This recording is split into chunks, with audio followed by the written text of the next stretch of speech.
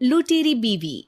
नीता का परिवार उसकी शादी कराना चाहता है, पर नीता को अपने बॉयफ्रेंड से ही शादी करनी होती है, जिसके लिए परिवार तैयार नहीं होता।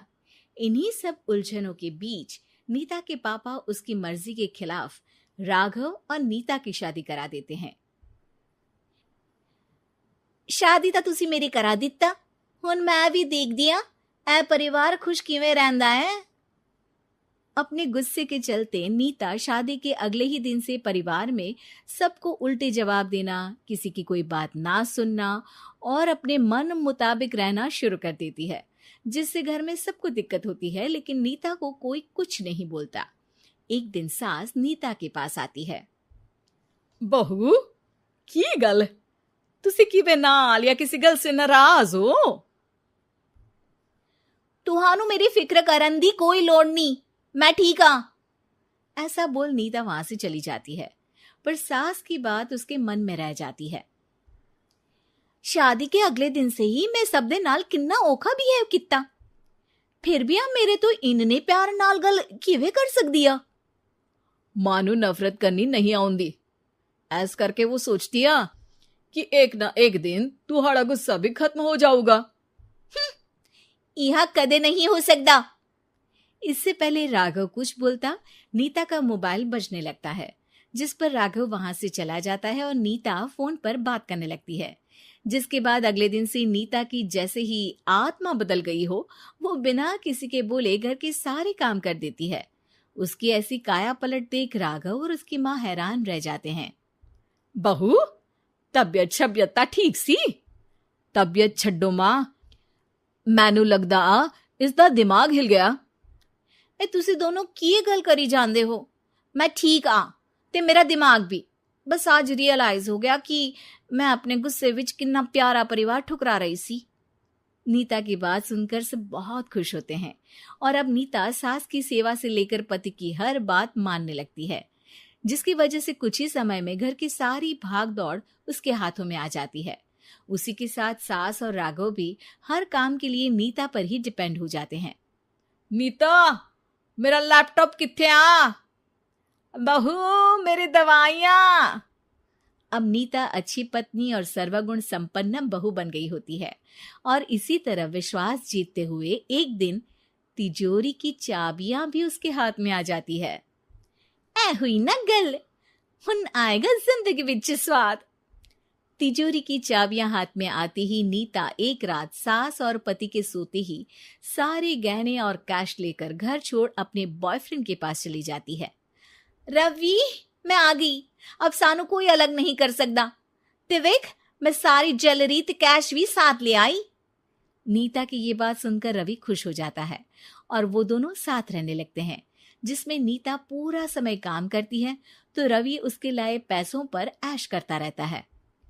मैं तेरे तो प्यार कर दिया, ता करके ससुराल छड़ाई, और एक तू आ जो पैसों दे आगे कुछ भी नहीं देखदा। ओ महारानी, अपने काम तो काम रख, मेरे ते जुबान लड़ान दी जरूरत नहीं, वरना इस घर तो बाहर कर देना है। ऐ मेरा घरा, तेरा ससुराल नहीं, जीवे मन किया रहली, इथे रहन लाई, हाथ चला जुबान नहीं। रवि की बातें सुन नीता के सिर पर जैसे आसमान ही टूट जाता है।